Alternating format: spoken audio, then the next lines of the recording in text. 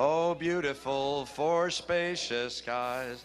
This is perhaps the most recognizable political ad this year. Now, it's not likely that Republican Mitt Romney is a serious contender for Team Adam or Team Christina on The Voice. Majesty above the No. But Romney is fond of singing at campaign events like this one in the Villages that was used in the Obama campaign's TV commercial. For amber waves of grain, for purple mountains, majesty.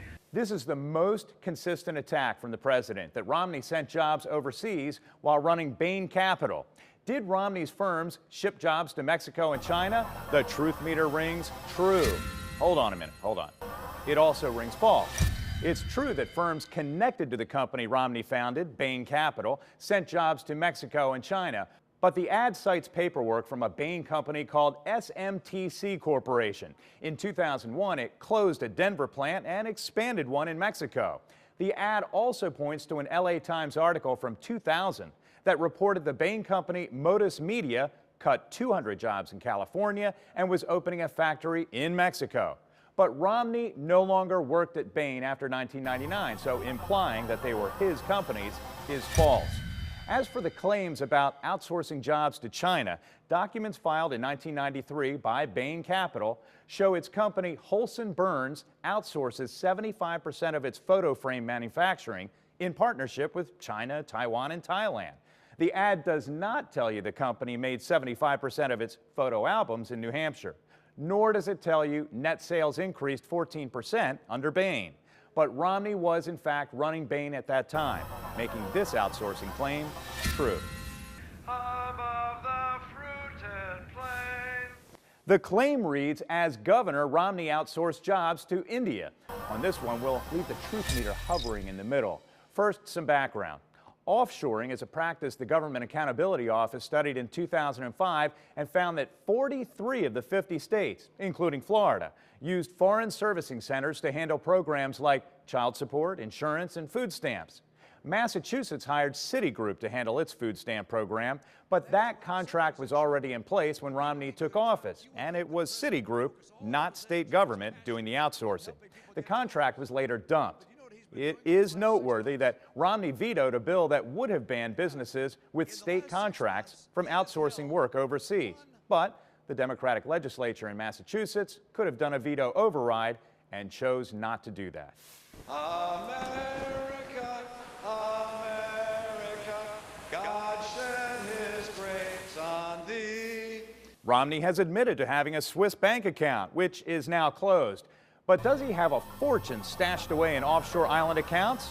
The truth meter rings true. The LA Times did an extensive investigation of Romney's finances, which in particular cited companies Romney owned or controlled like BCIP Associates in the Caymans and in Bermuda.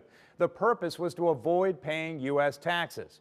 Just this month, the Huffington Post revealed Bain Capital has 138 subcompanies just in the Caymans to help investors avoid paying U.S. taxes. That's all perfectly legal, but even Romney knows that message is getting the attention of voters. Where exactly, Mitt? From sea to shining sea. With the Truth Test, I'm Greg Fox. In this tough economy, he alone had the gall to raise taxes and fees 11 different times. You probably missed the split-second opening shot that reads, "The following preview has been rated T for taxes." Funny stuff. That's the theme of this new ad from former Congressman Alan Grayson. The Democrat is trying to influence the Republican primary, and it appears he's worried about Osceola County Commission Chairman John Quinones in Congressional District 9, where 41% of the population is Latino.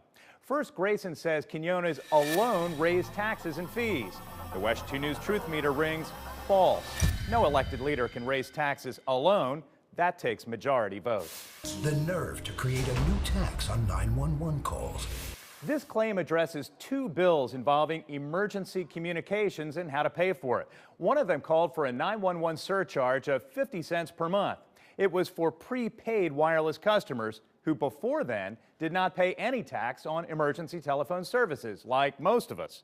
Quinones, a state lawmaker in 2003, voted yes. So did nearly every other House member, including Democrats. But in fact, it was a new tax, so the truth meter rings true. The second bit of mega fine print cites the Wireless Emergency Telephone Systems Bill. Once again, Quinones and all but one lawmaker voted yes. But this measure actually freed state and local governments from paying 911 fees. Even the staff analysis concluded the addition of taxes and fees was none. So this portion of the claim about Quinones creating a new tax on 911 calls is false. The arrogance to raise taxes on gas. Not gasoline, folks. Take a look. The claim is for natural gas. It points to a bill that dealt with utility services taxes that were already in place, a 2.5% tax. But companies were dodging the tax by purchasing natural gas outside the state. Quinones and all but two others voted yes to bring about some tax fairness. But the bottom line is it did generate $1.1 million a year more in taxes, and consumers picked up the tab. On that tax-raising claim against Quinones, the truth meter rings true. And the audacity to raise property taxes 20% in just 1 year. Let's bring up the truth meter. Did Quinones and the Osceola County Commission vote to raise taxes? True, but 20%? False. Property appraiser Katrina Scarborough tells me, quote, "I think the statement is unfair. The property tax millage increased by 15%. Now, John Q wants to go to Congress, and no one is safe. Well, of course John Q wants to go to Congress. True. But no one is safe? I don't know. I feel pretty safe. Let's call that statement false. John Quinones is the tax man. Quinones, who is seen here wearing a traditional Puerto Rican hat called a pava, would say Grayson is grasping at straws. But it's worth pointing out on Quinones' own website, he says he's, quote, consistently opposed tax increases. As we've just shown you, that's not always the case. With the Truth Test, I'm Greg Fox. Mr. Mack of Florida. Is Mr. Mack here? You have probably seen and heard this commercial so many times already that you're probably looking around for Mr. Mack in your own house. This ad comes from Democrat Senator Bill Nelson. He's being challenged by Republican Fort Myers Congressman Connie Mack IV. Connie Mack IV doesn't like to show up for work. He has one of the worst attendance records in Congress this year, but he's still taking his $174,000 salary. Let's bring up the truth meter. Does Connie Mack have one of the worst attendance records in Congress this year? It rings true. He does. According to GovTrack, which compiles and analyzes congressional voting records, Mack has a lifetime record of missed votes of 6%. Compare that to Nelson's record, for example, 2%. That's below the median of 2.5%. But the claim says one of the worst attendance records this year. So far, Mack has missed 28% of the votes. Nelson has missed just half of 1%. It's even worse when he shows up, voting to end Medicare's guaranteed benefits. The reference in this claim is a budget bill that was sponsored by Mitt Romney's running mate, Wisconsin Congressman Paul Ryan. House Resolution 34 would have set spending levels through the year 2021. It talks about protecting lower-income Americans, but it reads, entitlement programs like Medicare could be part of across-the-board reductions if spending exceeded caps. Mack voted for this bill, which was rejected by the Senate. Because the language clearly says entitlement programs could be part of across-the-board reductions, I'm tempted to call the claim true, but I'm going to leave the meter hovering in the middle because of the word guarantee. The only guarantee from Medicare is that you will receive coverage when you turn 65. There are no guarantees certain medical procedures will be covered. And H.R. 34 would not have eliminated Medicare, which is guaranteed. His own plan could cut Social Security more than $1 trillion. This claim refers to House Resolution 1848, the 1% Spending Reduction Act. Mack is the sponsor of what's been nicknamed the Mack Penny Plan because the aim is to cut 1 penny of spending for every federal dollar. According to the nonpartisan Congressional Research Service, the bill would cap spending at 1% less each fiscal year to balance the budget. It promises to reform entitlement programs, which include Social Security. Mack has been pushing this bill on his own website, calling it a path to balancing the federal budget, even though the Congressional Budget Office has yet to provide a cost analysis. The claim says his plan could cut Social Security. The truth meter rings true. But by $1 trillion, we'll leave the meter up here and we'll leave it in the middle until we get more information, which might never come since this bill has less than a 2% chance to pass. Has anyone seen Mr. Mack? Connie Mack. He thinks the rules are different for him. This is a jab at Mack's celebrity status. He's the son of a former Florida senator and great-grandson of a Hall of Fame baseball legend, both by the same name. And he's married to Mary Bono Mack, who won a California congressional seat after the death of her previous husband, entertainer Sonny Bono. It's true he has strong name recognition, and a new voter survey released this week shows Mack trailing Nelson by just 7 points. With the Truth Test, I'm Greg Fox. After 40 years in politics, Bill Nelson's learned how to milk the system. This attack on Democratic Florida Senator Bill Nelson is not coming from his opponent, Connie Mack, but rather from a super PAC called American Crossroads. Before I address the claims in the ad, I want to point out something to you you might have missed, like the Bigfoot or Florida skunk ape in the background. Those funny Republicans. He leased land that he owned for 6 cows, taking advantage of an agricultural tax loophole to dodge $43,000 in taxes just last year. Let's bring up the truth meter on this. Did Bill Nelson take advantage of a tax loophole to avoid paying higher taxes? The truth meter rings true. The land in question is along the Indian River just south of Melbourne. From Chopper 2, you can see cows on the pasture land. This is where Bill Nelson grew up. It's been farm or pasture land since 1924. According to property tax records, the market value of the 55-acre plus property is $2.76 million. But because of the agricultural exemption, the taxable value is just over $210,000. That means Nelson's tax bill is not $45,000 this year. Instead, it's just over $3,700. Be mad if you want to, but be mad at Florida lawmakers, most of them Republicans, who think there's no problem with that exemption.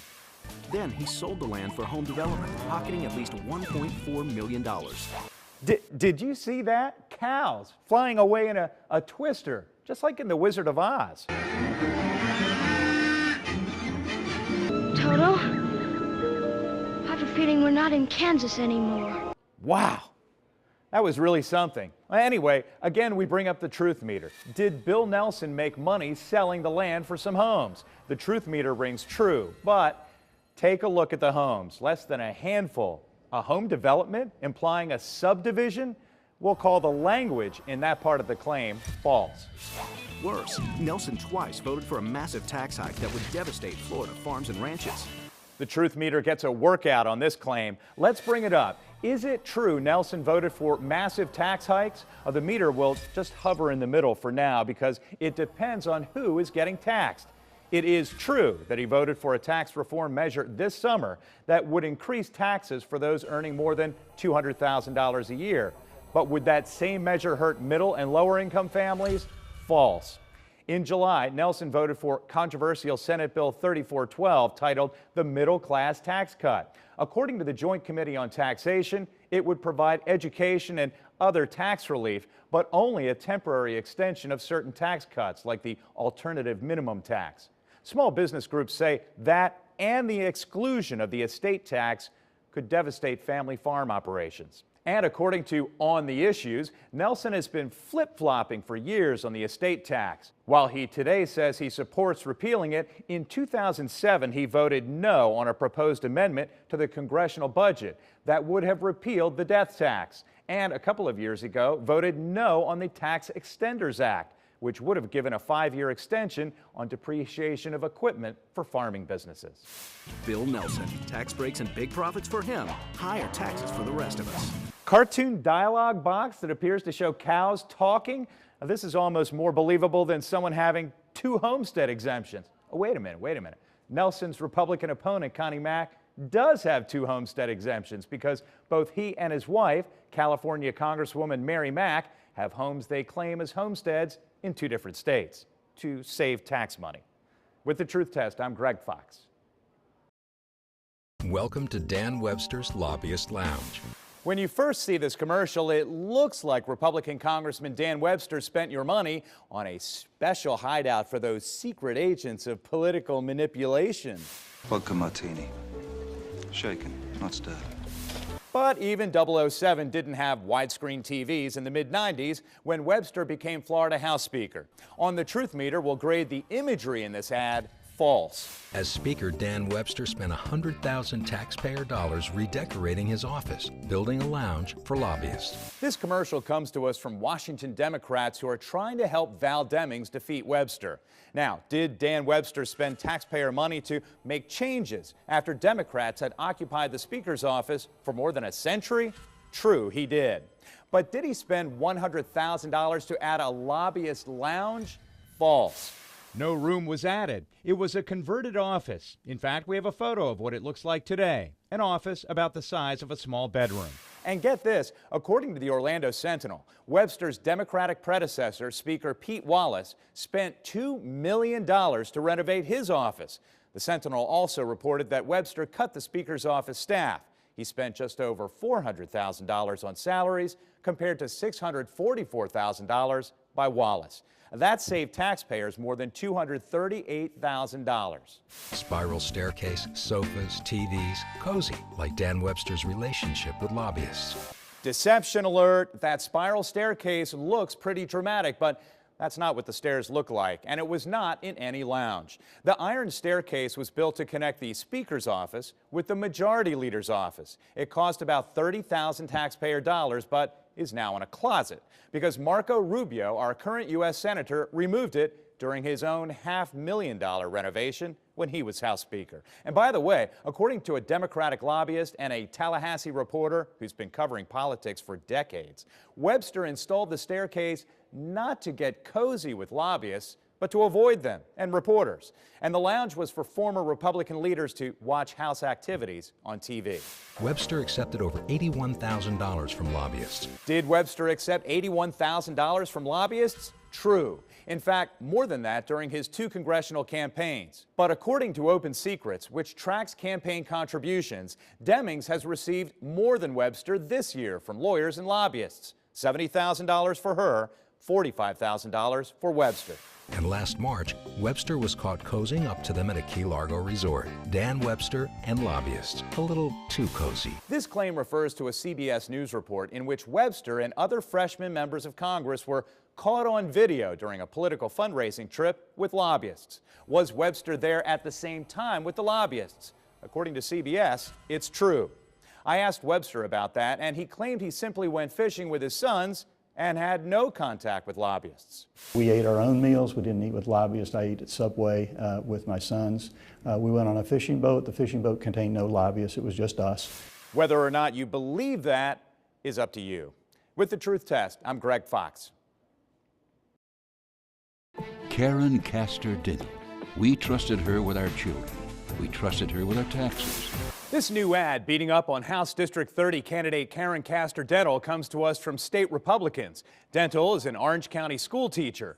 Both she and the incumbent Republican Scott Plakin appeared on Commitment 2012 Extra. That's when I first questioned her about campaign-related messages from her public school email. Are you saying there's no email between you and, say, your school principal or other staff members talking about the fact that you're a candidate in this House race and fundraisers or appearances by you? No, I don't think it rises to that level. The person that filed the complaint, I know her. I've had no conversation about this.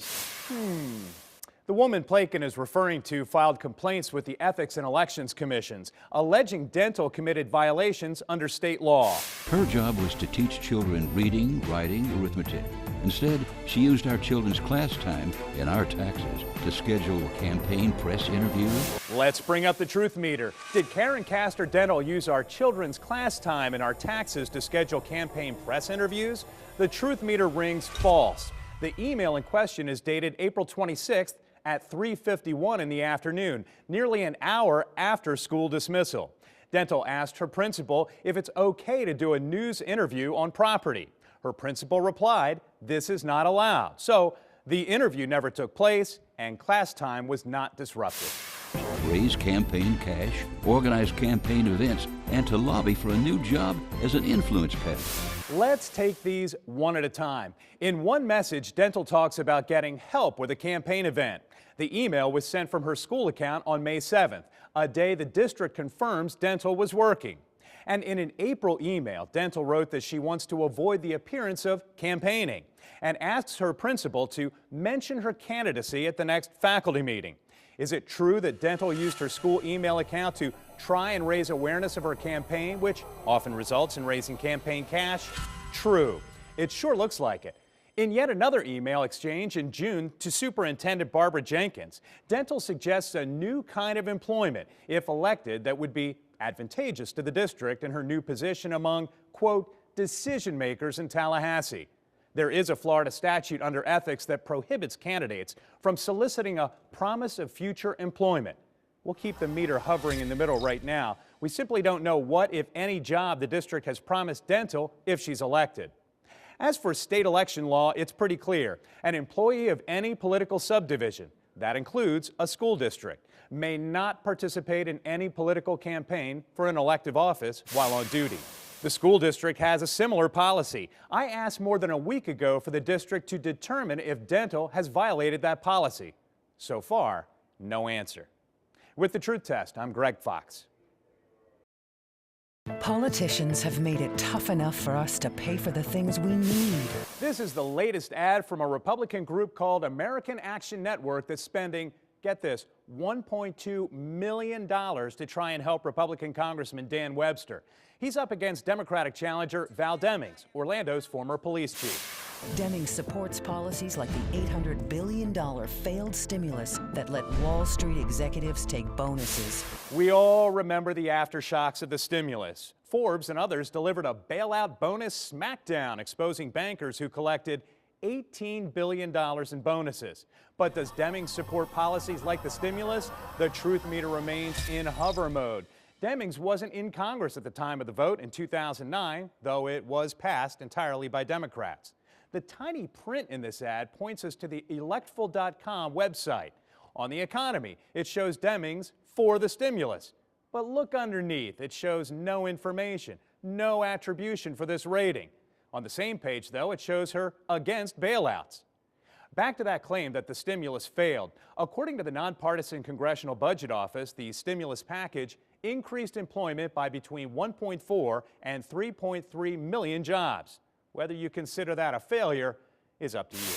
And Demings would raise taxes on families and small businesses. Let's bring up the truth meter right away on this claim. Raising taxes on families and small businesses? The truth meter rings false.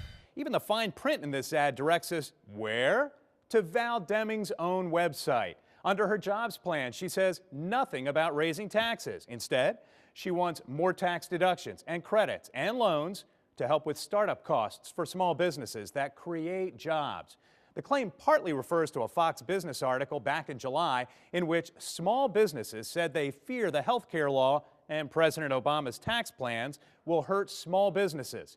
Here's what Demings said in a recent interview with Lake County's Citizens for Better Government when asked about the Health Care Act. She said there are good things in the law, like preventing insurance companies from denying coverage.